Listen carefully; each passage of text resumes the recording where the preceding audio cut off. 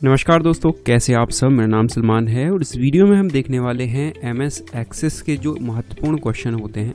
ज़्यादातर जो हमने मॉडल पेपर आप सबको प्रोवाइड किए हैं वो प्लेलिस्ट में डिस्क्रिप्शन में लिंक मिल जाएगा, वहाँ से जाकर आप मॉडल पेपर देख सकते हैं डीसीए और पीजीडीसीए के फर्स्ट सेमेस्टर के लिए। ये जो वीडियो है ये है एमएस एक्सेस का डीसीए और पीजीडीसीए दोनों के लिए। यहाँ पर जो क्वेश्चन आपसे पूछे गए हैं उनके आंसर हमने इस वीडियो में सॉल्व किए हैं और उनके आप अगर ये वीडियो प्रॉपर देखते हैं, पूरा देखते हैं, तो आप बिल्कुल अच्छे तरीके से सीख जाएंगे कि डेटाबेस से आप क्या समझते हैं और कंप्यूटर सिस्टम में इसका मुख्य उद्देश्य क्या होता है। ठीक है, तो हम चलिए समझ लेते हैं कि डेटाबेस क्या है और इसका उद्देश्य क्या होता है।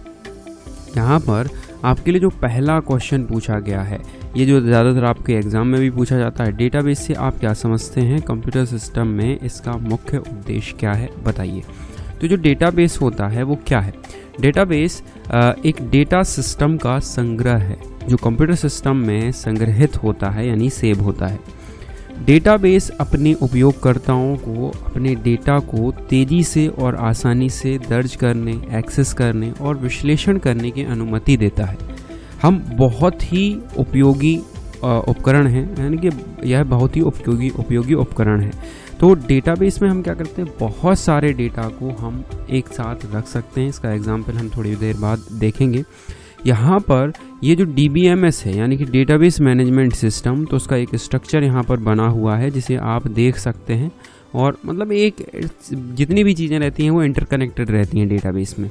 यहाँ पर डेटाबेस जानकारी इकट्ठा करने और व्यवस्थित करने का एक साधन है। डेटाबेस लोगों, उत्पादों, आदेशों या किसी और चीज़ के बारे में जानकारी संग्रहित कर सकते हैं। कई डेटाबेस वर्ड प्रोसेसिंग प्रोग्राम या स्प्रेडशीट में एक लिस्ट के रूप में शुरू होते हैं। चूँकि लिस्ट बड़ी हो सकती है, अनावश्यकता और अंतर्गतताएं, है ना, अंतर्गतताएं डेटा में दिखाई देने लगती हैं। लिस्ट में डेटा को समझना मुश्किल हो जाता है।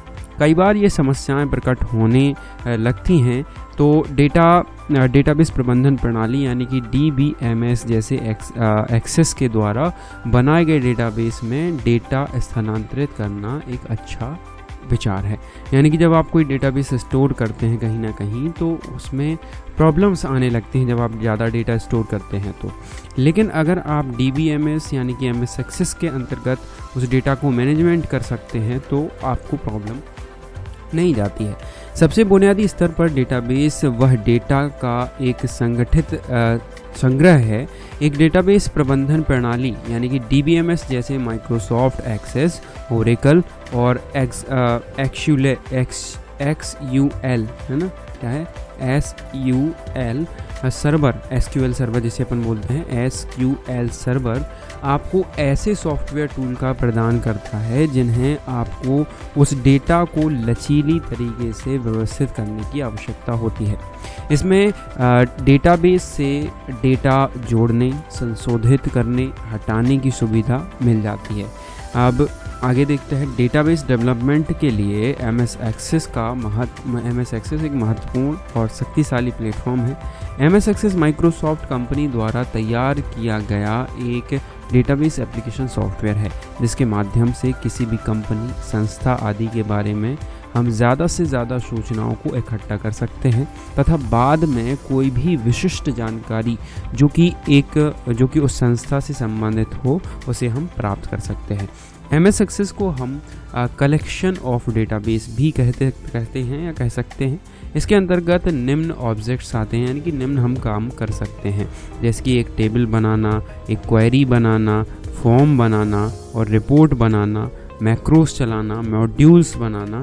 तो ये सारे काम हम एक डेटाबेस सॉफ्टवेयर के अंदर कर सकते हैं, यानी कि MS एक्सेस के अंदर कर सकते हैं।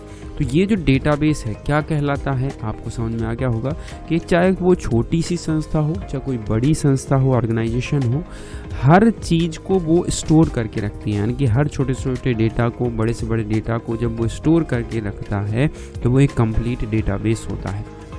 अब डेटाबेस जो है वो केवल आपकी टेबल वगैरह में बस नहीं हो सकता है, आपकी फ़ोटोज़, वीडियोस, आपकी ऑडियोज़, आपकी इमेजेस वगैरह जो भी हैं, है ना, तो इन सारी चीज़ों को भी अपन डेटा कहते हैं। और इनको जब हम कलेक्ट करके रखते हैं तो वो एक डेटाबेस होता है, और जब हम कभी भी उसका यूज करना चाहें तो आसानी से हम उसका उपयोग भी कर सकते हैं।